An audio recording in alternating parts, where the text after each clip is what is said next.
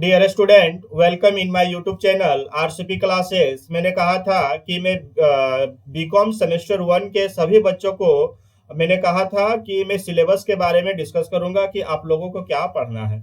जो बच्चे विनोद बिहारी महतो कोयलांचल विश्वविद्यालय में बीकॉम सेमेस्टर वन में एडमिशन लेना चाह रहे हैं और चांसल पोर्टल में रजिस्टर्ड करा चुके हैं और जो बच्चे कराने चाह रहे हैं वो सभी बच्चे करा लीजिए। कुछ ही समय का और आपका डेट है, उसके बाद आपका डेट खत्म हो जाएगा, क्योंकि 14 तारीख तक लास्ट डेट था। उसके बाद फिर डेट को मैंने कहा था कि वीडियो के माध्यम से कि डेट को एक्सटेंड किया जाएगा और डेट को एक्सटेंड किया गया है और कुछ ही दिन है। आप लोग जो बच्चे हैं वो चांसर पोर्टल में रजिस्टर्ड करवा लीजिए, क्योंकि उसके बाद आपका अगस्त के लास्ट मंथ में आपका मेरिट आना स्टार्ट हो जाएगा और एडमिशन चालू हो जाएगा।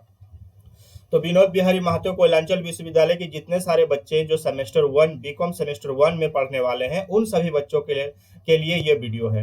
इस वीडियो के माध्यम से मैं बताऊंगा कि आप लोगों को सिलेबस में क्या क्या पेपर है और पेपर के अंदर में क्या क्या कंटेंट आपको पढ़ना है। ठीक है, चैनल से जुड़े रहिएगा, चैनल को सब्सक्राइब कर दीजिएगा, लाइक कर दीजिएगा और बेल आइकन को दबा दीजिएगा। और जो बच्चे फेसबुक पेज में देख रहे हैं या फेसबुक में देख रहे हैं, उन सभी बच्चों को कहना चाह रहा है कि ऊपर में वीडियो का लिंक दिया हुआ है, चैनल का लिंक दिया हुआ, वहां क्लिक करके आप डायरेक्ट चैनल में आ जाइए और चैनल में आके आप चैनल को सब्सक्राइब कर दीजिए। क्योंकि जैसे ही आपका बीकॉम सेमेस्टर वन से रिलेटेड कोई भी मैं वीडियो बनाऊंगा या यूनिवर्सिटी का कोई इंफॉर्मेशन, कोई न्यूज के बारे में मैं वीडियो बनाऊंगा, तो अपने यूट्यूब में जब डालूंगा तो आपके मोबाइल में नोटिफिकेशन आ जाएगी। इसलिए बेल आइकन को सब्सक्राइब करने के बाद बेल आइकन को भी दबा दीजिएगा। चलिए, तो आज मैं डिस्कस करता हूं कि बीकॉम सेमेस्टर वन के जो बच्चे हैं उन लोगों के लिए सिलेबस के बारे में। तो यह है बीकॉम विनोद बिहारी महतो कोयलांचल विश्वविद्यालय के ऑफिशियल वेबसाइट। इसमें आप एकेडमिक में जाइए, एकेडमिक जाइएगा, यहाँ पर आपका सिलेबस लिखा हुआ है। सिलेबस में आप यहाँ आ जाइएगा, सिलेबस में आप आइएगा, यहाँ पर यूजी है, पीजी है, पीएचडी है, पीएचडी इंट्रांस है। तो यूजी में आप क्लिक कीजिएगा, क्योंकि यूजी का अंडर ग्रेजुएट कोर्स होता है जो बीकॉम होता है, बीए होता है, बीसीए होता है, बीबीए होता है, बीएससी होता है। ये सब जो बैचलर डिग्री का जो कोर्स होता है वो अंडर ग्रेजुएट कोर्स कहा जाता है। एक होता है पीजी पोस्ट ग्रेजुएट कोर्स, जो मास्टर्स कोर्स होते हैं, एमए, एमकॉम, एमएससी, एमबीए, उसको पीजी कहा जाता है। उसके बाद है आपका पीएचडी, फिर है पीएचडी इंट्रांस। तो ये सब आपको जानने की जरूरत नहीं है। आप यूजी में क्लिक कीजिए। आप यूजी में क्लिक कीजिएगा तो आपका एक पेज खुलेगा। देखिए, सिलेबस का पेज खुल गया। यहाँ पर आपका फिजिक्स का सिलेबस है, केमिस्ट्री का है, मैथमेटिक्स का है, बॉटनी का है, जूलॉजी का है, साइकोलॉजी का है, एनवायरमेंटल साइंस का है और बीकॉम ऑनर्स का है। आप यहाँ पर ऑनर्स को क्लिक कीजिएगा। तो जैसे ही आप ऑनर्स का क्लिक कीजिएगा तो आपका ऑनर्स पेपर खुल जाएगा। जैसे ही आपका ऑनर्स पेपर खुल जाएगा, ये आपका ऑनर्स पेपर का सिलेबस है। तो बीकॉम ऑनर्स 3 इयर्स का ये आपका सिलेबस है। इसमें आपको 4 पेपर पढ़ना है। एक है लैंग्वेज पेपर, कम्युनिकेशन पेपर, जिसमें हिंदी, इंग्लिश, उर्दू आता है। दूसरा आपका फिनेंशियल अकाउंट्स पढ़ना है। तीसरा बिजनेस लॉ पढ़ना है और चौथा आपको अप्लाइड मनी बैंकिंग पढ़ना है। ये अभी कहीं कहीं सिलेबस में आपका माइक्रो इकोनॉमिक्स शो करेगा, तो माइक्रो इकोनॉमिक्स नहीं पढ़ना है आपको, मनी बैंकिंग पढ़ना है। ये सिलेबस में नया अपडेटेड सिलेबस है। ठीक है, उसके बाद यहाँ पर कम्युनिकेशन जो पेपर है, हिंदी, इंग्लिश या उर्दू, अभी उर्दू यहाँ दिख नहीं रहा है, लेकिन आप चांसर पोर्टल में रजिस्टर करवाए होंगे तो वहां पर 3 ऑप्शन आता था। इंग्लिश के साथ आप ऑनर्स पेपर रखिए, हिंदी के साथ रखिए या उर्दू के साथ रखिए। तो उर्दू भी आप लोग रख सकते हैं जो उर्दू पढ़ना चाहते हैं। अब रही बात कि ये कम्युनिकेशन जो पेपर है, ये 50 मार्क्स का एग्जाम होगा। ये कितना मार्क्स का एग्जाम होगा? 50 मार्क्स का। और 50 मार्क्स में आपका 20 मार्क्स में पास है। 50 मार्क्स जो एग्जाम होगा, 10 मार्क्स का आपका इंटरनल होगा, कॉलेज में खुद एग्जाम होगा, और 40 मार्क्स का आपको बाहर यानी कि एक्सटर्नल बाहर में एग्जाम देना होगा। और 40 में आपको लाना है 16 और आपको 10 में लाना है 4। 40 में लाना है आपको 16 और 10 में लाना है आपको 4। तो इस तरह आपको लाना है 20। 20 में आपका पास है। कितना में पास है आपका? 20 में आपका पास है लैंग्वेज पेपर में। उसके बाद जो आपका आएगा कोर पेपर, फिनेंशियल अकाउंट या अकाउंटिंग। फिनेंशियल अकाउंटिंग जो कोर है, ये कोर जो है इसी को कहा जाता है ऑनर्स। ये है आपका ऑनर्स पेपर। ठीक है, जो कोर पेपर होता है वो होता है ऑनर्स। तो ये आपका ऑनर्स है और ये आपका ऑनर्स है। कोर डिसिप्लिन आपका, दोनों कोर डिसिप्लिन आपका ऑनर्स पेपर हो गया। ठीक है। तो आपका 2 ऑनर्स मिलेगा यहाँ पर, फिनेंशियल अकाउंटिंग मिलेगा और बिजनेस लॉ मिलेगा। तो फिनेंशियल अकाउंटिंग में आपको 100 मार्क्स का एग्जाम होगा, 80 मार्क्स का बाहर में होगा जहां सेंटर पड़ेगा, और 20 मार्क्स का एग्जाम होगा आपका कॉलेज में, जिस कॉलेज में आप पढ़ते हैं। तो आपका कॉलेज में 20 मार्क्स का एग्जाम होगा और आपका बाहर में 80 मार्क्स का एग्जाम होगा।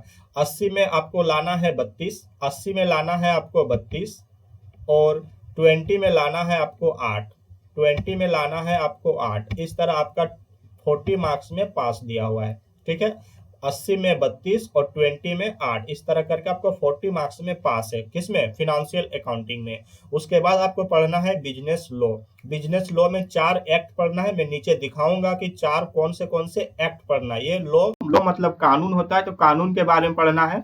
तो बिजनेस के 4 लॉ के बारे में पढ़ना है, 4 एक्ट के बारे में पढ़ना है, और चारों एक्ट के बारे में नीचे दिखाऊंगा कि कौन कौन से एक्ट पढ़ना है आपको, ठीक है। पहले आप सिलेबस डिस्कस कर लेते हैं।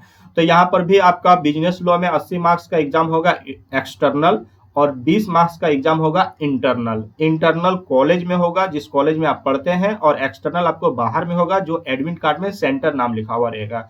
और उसी तरह आपको 80 में लाना है 32 और 20 में लाना है 8, यानी कि 40 मार्क्स में आपका पास है। फिर आपका एक आएगा अप्लाइड मनी एंड बैंकिंग। तो मनी बैंकिंग आपका ये पेपर जीई होता है, जेनेरिक इलेक्टिव होता है, ठीक है, यानी कि इलेक्टिव पेपर होता है। तो ये पेपर आपको पढ़ना है मनी बैंकिंग के बारे में। आप थोड़ा सा बैंकिंग के बारे में 12 क्लास में पढ़े हैं, बैंक क्या होता है, बैंकों के कार्यों के लिखे, कॉमर्शियल बैंक, सेंट्रल बैंक के बारे में आप पढ़ें, ये भी यहाँ पर भी पढ़ना है, और थोड़ा सा एडवांस में पढ़ना है और ज्यादा पढ़ना है, और बड़ा बड़ा लिखना है। यहाँ पर आपका जो लिखना है पैटर्न वो बड़ा बड़ा लिखना है। कितना क्वेश्चन का पैटर्न आएगा मैं नेक्स्ट वीडियो में यही बनाऊंगा कि बीकॉम सेमेस्टर 1 में क्वेश्चन का पैटर्न क्या रहेगा, एग्जाम में क्वेश्चन का पैटर्न क्या रहेगा। इसलिए चैनल को लाइक कर दीजिएगा, चैनल को सब्सक्राइब कर दीजिएगा और बेल आइकन को दबा दीजिएगा। जैसे मैं क्वेश्चन पैटर्न बताऊंगा कि क्वेश्चन पैटर्न क्या क्या आता है, कितने मार्क्स का कौन क्वेश्चन आएंगे, कितना सॉल्व करना है, वो मैं बताऊंगा, तो आप लोगों का मोबाइल में नोटिफिकेशन आ जाएगी। इसलिए चैनल को लाइक कर दीजिएगा, सब्सक्राइब कर दीजिएगा और बेल आइकन को दबा दीजिएगा। तो अप्लाइड मनी बैंकिंग आपका जीए जेनेरिक इलेक्टिव होती है, और ये भी आपका 100 मार्क्स का एग्जाम होगा, 80 मार्क्स का एक्सटर्नल होगा, 20 मार्क्स का इंटरनल होगा, और आपको 40 में पास करना है। 40 किस तरह लाना है, 80 में 32 लाना है, 20 में 8 लाना है, इस तरह करके आपको 40 लाना है। यह आपका 4 पेपर पढ़ना है बीकॉम सेमेस्टर 1 में। फिर सेमेस्टर 2 में भी उसी तरह आपका 4 पेपर आएगा, और उसी तरह आपका सेमेस्टर 2 में भी 4, और सेमेस्टर 3 में भी, 4 में भी, 5 में भी आपका फिर एक पेपर बढ़ जाएगा सेमेस्टर 3 में। सेमेस्टर 3 में 5 पेपर हो जाता है, ठीक है, एक पेपर बढ़ जाता है, तो 5 पेपर हो जाता है। तो इस तरह आप सेमेस्टर 3 में जाओगे, 2 में जाओगे, उस टाइम में बताऊंगा 2 में कौन कौन पेपर है, क्या क्या कंटेंट है।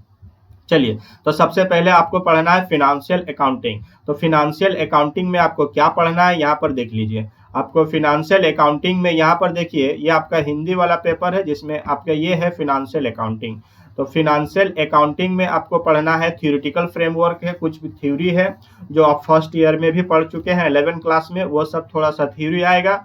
जैसे जर्नल एंट्रीज है, आपका सब डिवीजन ऑफ जर्नल्स है, लेजर्स अकाउंट से आप पढ़े हैं फर्स्ट ईयर में 11 क्लास में। ट्रायल बैलेंस है, रेक्टिफिकेशन ऑफ एरर्स है, एंड बैंक रिकॉन्सिलेशन स्टेटमेंट है, बीआरएस भी आप फर्स्ट ईयर में पढ़े हैं।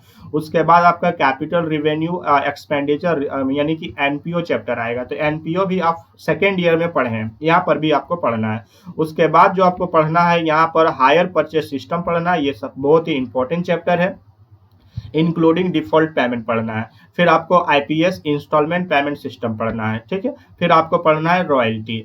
उसके बाद आपको पढ़ना है यहाँ पर यूनिट 4 में डिसोल्यूशन, यानी कि आपको कितना यूनिट पढ़ना है, 4 यूनिट पढ़ना है। यूनिट 1 पढ़ना है थ्योरेटिकल फ्रेमवर्क, उसके बाद यूनिट 2 पढ़ना है, यूनिट 3 पढ़ना है, और यूनिट 4 पढ़ना है। इस तरह आपको 4 यूनिट पढ़ना है, और 4 यूनिट में आपका सिलेबस पूरा कवर हो जाएगी। जो बच्चे पढ़ना चाहते हैं, ऑनलाइन पढ़ना चाहते हैं, मेरा व्हाट्सएप नंबर में मैसेज कीजिए। जो बच्चा ऑफलाइन पढ़ना चाहते हैं, कतरास में पढ़ना चाहते हैं, तो व्हाट्सएप नंबर में मैसेज कीजिए, मैं कतरास ब्रांच में पढ़ाऊंगा। जो बच्चा सोनाडी में पढ़ना चाहते हैं, सोनार डी धर्माबाद मोड़ में व्हाट्सएप में मैसेज कीजिए। मैं सोनार डी धर्माबाद मोड़ एक ब्रांच है, वहां मैं पढ़ाऊंगा। मेरा 2 ब्रांच चलता है, एक कतरास में चलती है और एक सोनार डी में चलती है। जहां आप पढ़ना चाहते हो मैं वहां ऑफलाइन पढ़ाऊंगा, और अगर आप ऑनलाइन पढ़ना चाहते हैं तो मैं ऑनलाइन पढ़ाऊंगा गूगल मीट से या जूम ऐप से। ठीक है, तो ये आपका 4 यूनिट है। उसके बाद आपका 4 यूनिट पढ़ने के बाद आपका सेकंड पेपर बिजनेस लॉ आएगा। तो बिजनेस लॉ में भी आपको 4 एक्ट पढ़ना है। ठीक है, बिजनेस लॉ में आपको 4 एक्ट पढ़ना है। पहला एक्ट है इंडियन कॉन्ट्रैक्ट एक्ट 1872 पढ़ना है आपको। 1872 के बारे में पढ़ना है, कॉन्ट्रैक्ट कैसे होता है एक दूसरे के बीच में बिजनेस में। उसके बाद पढ़ना है आपको 1872 में 2 पढ़ना है, एक सिंपल पढ़ना है, एक स्पेसिफिक पढ़ना है। फिर आपको 1930 पढ़ना है, सेल्स ऑफ गुड्स एक्ट पढ़ना है, सेल्स ऑफ गुड्स एक्ट 1930। फिर आपको पढ़ना है पार्टनरशिप एक्ट। आप 1932 क्लास 12 में भी थोड़ा सा पढ़ चुके हैं, पार्टनरशिप क्या होता है आपको पता है कि पार्टनरशिप का डेफिनेशन 1932 की एक्ट में धारा यानी कि सेक्शन 4 में डेफिनेशन दिया हुआ है। तो मैं थ्योरेटिकल जब डील करूंगा तो सेक्शन वाइज डील करूंगा, एक्ट के साथ सेक्शन भी बताऊंगा। इसलिए जो बच्चा पढ़ना चाहते हैं ऑफलाइन कतरास में पढ़ सकते हैं या सोनार डी में पढ़ सकते हैं, ऑनलाइन पढ़ना चाहते हैं तो जूम मीट से या गूगल मीट से आप पढ़ सकते हैं। ठीक है, आप मेरे व्हाट्सएप नंबर में मैसेज कीजिएगा।